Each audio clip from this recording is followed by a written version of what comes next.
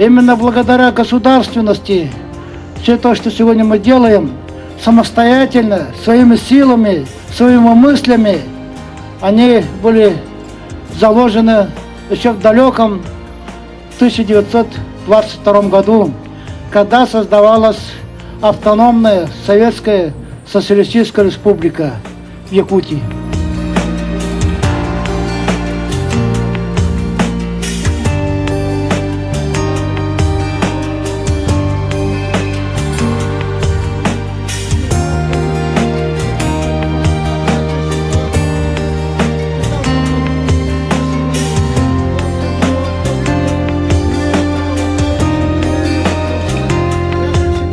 Республики Саха-Якутия Ольги Валерьевны Малаховой.